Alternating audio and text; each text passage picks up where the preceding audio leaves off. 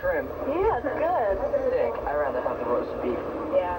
Decisions. And the salad. These people are trying to decide what kind of food would make a good meal. They're not in a restaurant. They don't have to pay for anything. In fact, when they finish making their decision, they won't get to eat anything. They're using a computerized display at the Ontario Science Centre in Toronto to find out just how well-balanced their meals are. The hot dogs, yeah. After making their choices and marking them on a special card with pencils, a computer analyzes the information. It provides a printout of the meal in terms of its basic ingredients: proteins, carbohydrates, and fat. No matter what you eat, your body needs those basics. Not all foods have the right combination, which is why you have to balance your meals. But before we get into all that and find out how these people scored, why don't you try it at home? The meal has 3 full courses, and you can choose anything you like.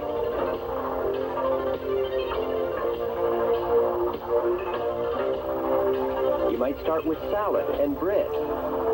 For the main course, there are several fresh vegetables: roast beef, potato with or without sour cream, fresh fish, fried fish, or fish and chips. There's a vegetarian dish and an omelet selection. You can even go for the old reliable hot dog. Dessert ranges from fresh fruit to pastries and cakes. On top of that, you can drink milk, Coke, beer, or wine. There are 2 approaches to this. You can try to choose a meal that you think is the healthiest, or you can just go for what you really like to eat and see what happens. While you're thinking about it, here's how these 3 people did. Chris Sweda is a biologist from the Science Center who compared results starting with Michelle. Salad, you chose roast beef, corn, bread and butter, milk and wine. Wine. This is very elegant. But anyway, this says nothing about the wine here, but it does suggest that in the protein department, you ate a little much protein. You ate 28% of your calories in protein. This is actually quite common in North America. We eat much more protein than we really need. Protein is what you are made of. That's why you have to eat it, to make more of you. Meat and fish are very high in protein. Vegetables are much lower. Angeli's meal had a different balance. She chose a salad, potato with sour cream, deep-fried fish, corn, asparagus, butter, and deep-fried shrimp. Bread, fresh fruit, tea, milk. That's a lot of food. And you also had a little too much protein, but not too much, nothing to worry about. And actually, the computer thought that you did quite well because you did have all the required nutrients. You had lots of calcium, vitamin A, niacin, thiamine, all the vitamin E that you will ever need. The only thing I would worry about is the number of calories that you chose. Because right now you're growing, so that's fine. But once you get in the habit of eating that many calories, you might just keep on eating that many calories. Yeah. And what's that going to do to you? Make me fat. That's right.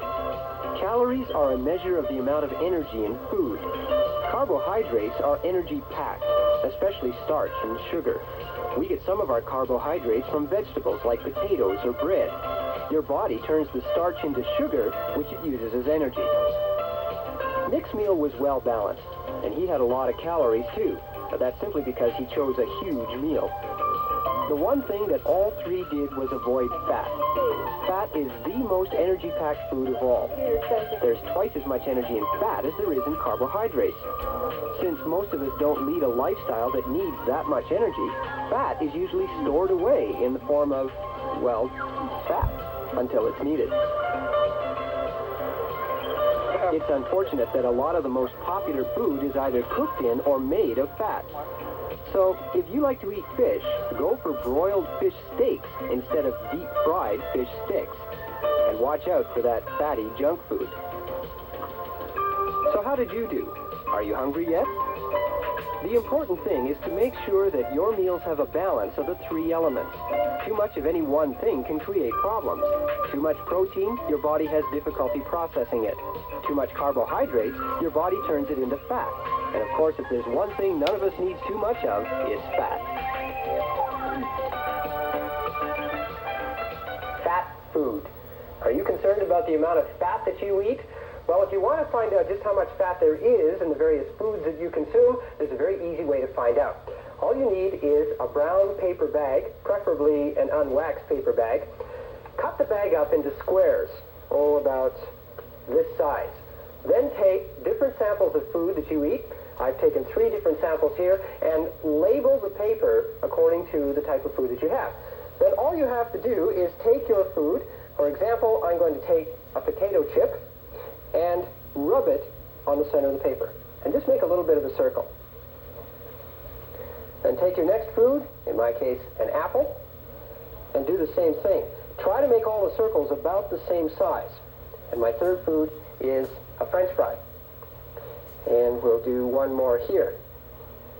After you've made your spots on these 3 pieces of paper, or however many you want to test, put them away and let them dry. It'll take about 15 or 20 minutes for them to do that.